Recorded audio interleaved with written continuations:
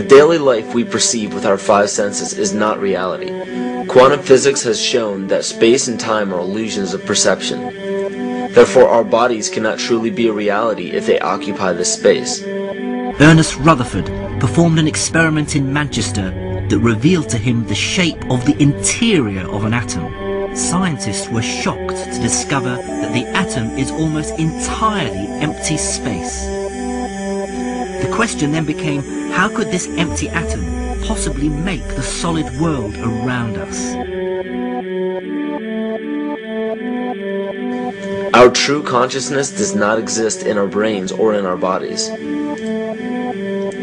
But this illusion of our individual bodies, along with the misinformation of our true origins, has manifested the idea that we all think independently from one another.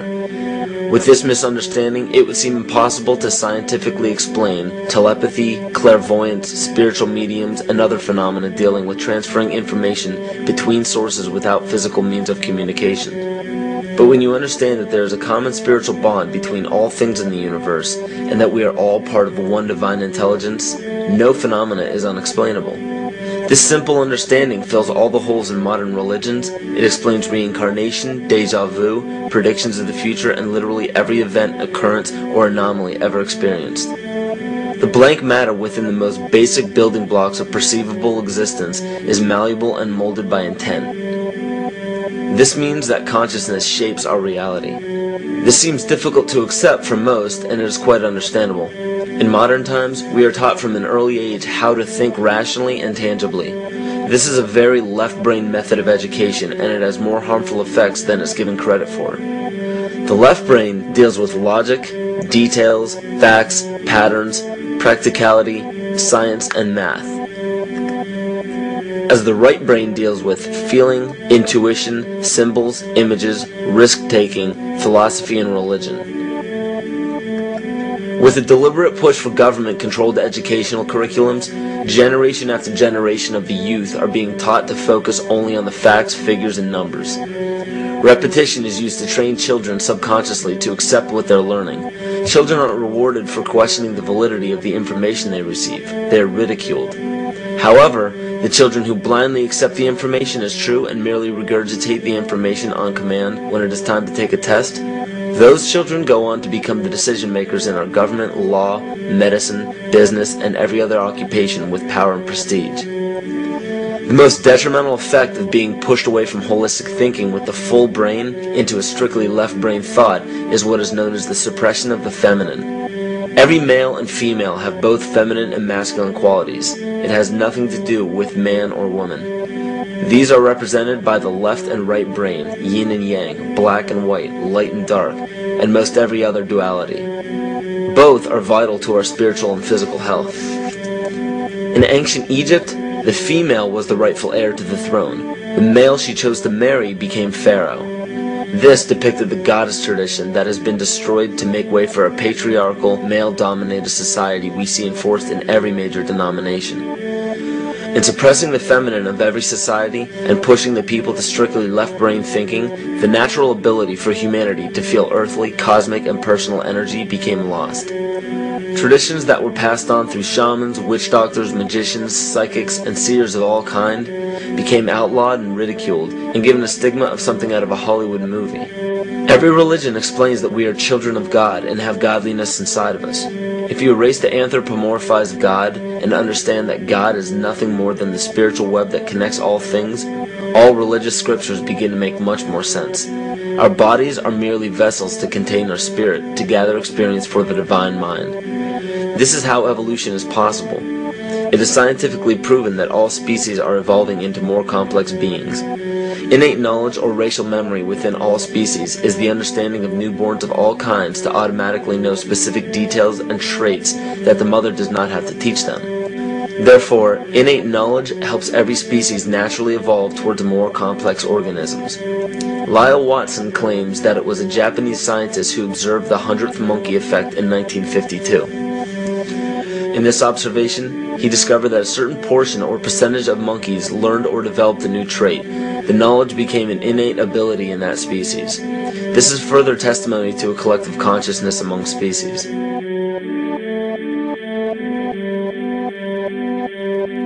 Everything in existence has a natural vibration to it, from our atoms all the way to the vastness of the universe. To show a simple connection between the earth and our bodies, take a look at our body's harmonic focal points, better known as our chakras. Just as there are harmonic focal points on a guitar string, there are locations within our body where our vibrations culminate. In Eastern philosophies, these 7 chakras are used to bring health and balance to the physical and spiritual body. Our Earth also has 7 chakra points at equally distant locations from one another. There is 1 chakra point on each continent. The root chakra is in Mount Shasta, California. The sexual chakra is in the Isle of Sun, Lake Titicaca in South America. The solar plexus chakra is in Uluru Kata Juta in Australia. The heart chakra is in Glastonbury or Shaftesbury, England. The throat chakra is where the Great Pyramids of Giza in Egypt are. The heart chakra is at Kuhe Malak Sia in Iran. And the crown chakra is at Mount Kailas in Tibet. Scientifically, this is explained because at the core of our Earth there is a molten iron crystal that resonates at approximately 7 Hertz. There are energy vortexes all over the Earth where electromagnetic energy emanates. There are also several vile vortices surrounding the equator where strange anomalies occur, such as radio and compass malfunctions, as well as plane and ship disappearances. You may have heard of a few of these. So the intangible parts of our existence, such as emotions, are part of the true reality of higher consciousness. If emotions are part of a realm that we cannot experience with our 5 senses, then how is it that we are all aware of our emotions? What most people believe to be emotions are not truly the emotion itself. What we are experiencing is the physical manifestation of these emotions. Anger causes disturbance in the psyche, which manifests itself in the ego. These manifestations cause the heart rate to increase, body temperature to rise, and spawn many other physical traits that signify anger. Just as music from the radio is a physical manifestation of an intangible signal, our experience of emotion is the physical manifestation of an intangible signal as well. It has been shown that our emotions have a vibratory frequency to them. Furthermore, there are only 2 emotions that humankind experiences: fear and love. All other emotions branch either directly or indirectly from these 2 emotions. Fear has a long and slow frequency vibration to it, while love has a very rapid and high frequency. To show that vibration is the very foundation of existence, Hans Jene developed what is known as cymatics in the 1940s to show that when vibrations of sound are passed through a form of media, there is a set pattern that will follow. When the frequency increases, the media develops into a more complex pattern. This is precisely what is happening to our Earth and to humanity. There are 64 possible codes of amino acids in our DNA structure made from 4 elements: carbon, oxygen, hydrogen, and nitrogen. By any means of logic, we should have all 64 codes activated within our DNA structure. Yet we presently only have 20 active codes. And of these 64 possibilities, it appears that only 20 of these codes are turned on right now for us, the 20 amino acids. There is a switch that turns off and turns on where those coding sites lie, and that the switch for that turning off and turning on is what we call emotion. And this is the first time that we've ever seen the patterns of emotion directly physically linked to human genetic material. Well, fear is a long, slow wave of emotion. So this wave of fear is a long, slow wave and touches relatively few sites on this DNA. So an individual living in fear is limited to the number of antennae that they have available to them, whereas an individual living in the pattern of love, this is love in DNA, you can see it's a higher frequency, shorter wavelength. We have many more potential sites for coding along that genetic pattern. This information, this is amazing. This is the first time we've ever had a hard digital link between emotion and genetics. This is important to understand because another researcher named Vladimir Popanov measured tiny particles of light called photons inside a vacuum tube. The photons were scattered as expected. A sample of DNA was then entered into the vacuum tube and they measured the photons again. They found that the particles of light align themselves along the axis of the DNA. Then, as they removed the DNA sample, the photons remained aligned to the same form of the DNA even though no DNA was present. This is what is known as the phantom DNA experiment. Science has now bridged a very important gap between physical and ethereal, or spiritual. Our emotions directly affect the structure of our DNA, which directly shapes the physical world we experience every day. So the messages left by the ancients that we've explained here were more than just prophecies about a one-world government or a new world order. We now understand why the study of the heavenly bodies were so important. The rotation and orbit of all that makes up our universe serves as a clock to map changes and transitions. This helped the ancients understand that the change of the heavenly bodies were a mirror to the changes of all existence. December 21st, 2012 is simply a natural transition from one form of energy to the next, the transcendental evolution of man. This date is what's known as 0 point. Our sun, as well as our planet Earth, is losing its magnetic field as the Earth is slowing in its rotation. All the while, its base resonant frequency, also known as the Schumann cavity resonance, is increasing in accordance with the predictable sequence of the Fibonacci theory. At a cellular level, our bodies respond to an electromagnetic pulse. The ancients called this the sacred circuit. The cells receive this pulse from the brain, which receives its pulse from the heart, which receives its pulse from the earth. This pulse comes from the solar system, which from there comes from the galaxy, which ultimately comes from our entire universe. We literally share a pulse with all of existence. Yet another example of everything being one. For as long as scientists have been recording the Earth's pulse, it has remained at approximately 7.8 cycles per second. This was a constant fixed number until 1986 into 1987. It rapidly began increasing to about 9 cycles per second in 1996. So in one decade, it increased by about 2 cycles per second. By 2012, this pulse will be right around 13 cycles per second, just as the Fibonacci theory indicates. What does this mean for humanity? Just as cymatics has shown that higher frequencies result in more complex patterns, we are now experiencing the beginning of a major shift in both physical and spiritual vibration. It's difficult to understand what exactly will happen to our physical bodies, but ancient scriptures, pagan and monotheistic religions, mystery schools, and secret fraternal orders have all given indications as to what this experience will be like.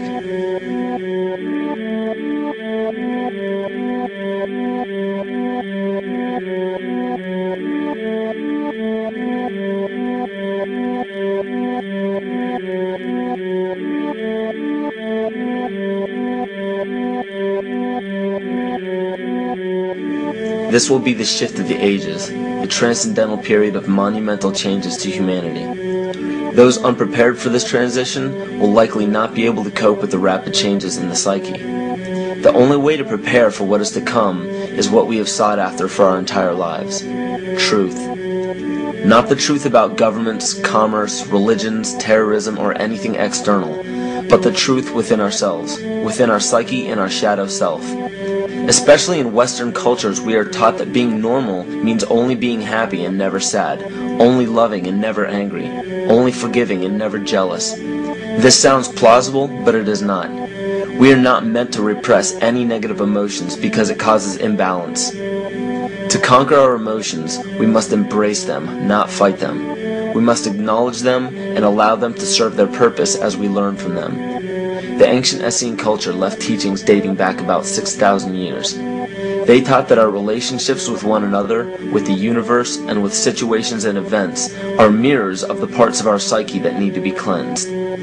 Author Greg Braden beautifully explains this entire segment at great length in his work. His hard work and understanding of these subjects contributed largely to the marriage between science and spirituality. It is very important to understand that when you fear loss, fear death, fear war, fear terrorism, or fear change, you are giving others the ability to control you based on those fears. When you fight against poverty or against racism, when you fight for relationships or for freedom, you are outwardly attempting to repress that which has been placed before you to conquer inwardly. These situations are mirrors of our fears. This is why it is important to love and only love. Love those who stand with you, but especially those who stand against you. Don't look at your fears as a threat. Rather understand that this material world is only a physical manifestation of either the love or fear in your consciousness. It's as plain as day. All you need to conquer in your life is in your face. If you want to understand what your true inner fears are, analyze your ambitions and your inhibitions. Everything explained here about the esoteric agenda of the elite few at the very top is nothing to fear. They have been at work for thousands of years behind the scenes to manipulate humanity, and it has worked. Until now. It's very easy for any system of thought, religious or otherwise, that comes along. It's very easy to play on that, to play on our insecurities, to assure us all is well, we'll all be taken care of. We lap that up. So don't blame religion. Blame our own insecurities, which has allowed religion to flourish, and which has allowed so many systems of thought that are disempowering to flourish throughout human history. That's why we can't get out of it. Ron Sakeley, Department Chairman, Chemistry, University of California, Berkeley, showed that DNA acts as an antenna for cellular upregulation. The primary function they taught us about what DNA is about. It's a receiver and transmitter of photons, light and phonon sound. For what? Cellular upregulation, meaning that their water molecules, the pyramid power around the DNA spiral energizing strands, are taking in the spiritual energy of love vibrations and then sending it out for manifesting, precipitating in a quantum field, the physical matter of the body. These are hertz, frequencies, or cycles per second that the musicians can retune their instruments to play and experiment with. Why? Again, these are the Creator's musical scale, the original solfeggio, buried for 3,000 years in the Bible. So the ancient priests who knew how to levitate the huge stones for the building of the pyramids, and the Masonic knowledge that predated ancient Egypt, the ability to have this information, these frequencies, serve the function of creation, destruction, and miracles on behalf of the empowered people who had access to this knowledge. I say that because of this metaphor.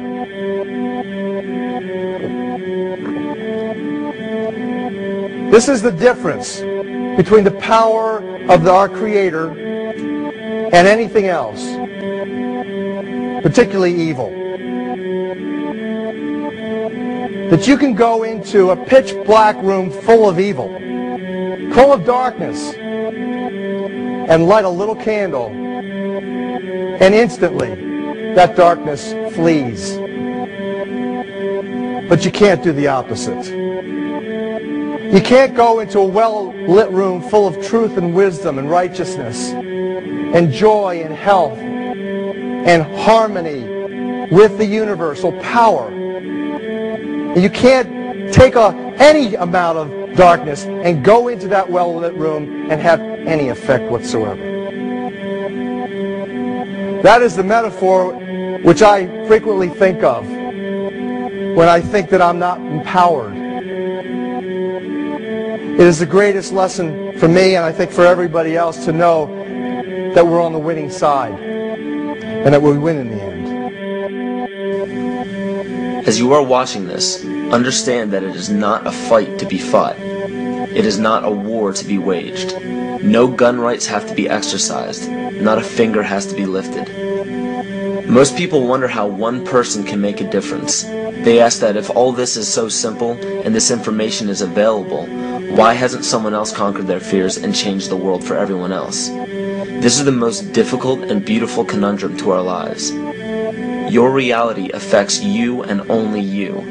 Your curiosity has led you to this genre of information to serve a very specific purpose in your life. To understand visually how the universe is truly a hologram, a math professor at Yale University developed a formula that is plugged into a computer program.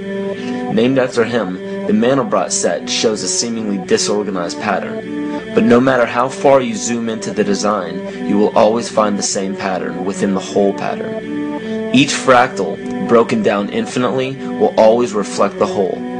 When one fractal changes its pattern, the sum total of the whole pattern changes along with it. This exemplifies that the whole world does not need to be awoken.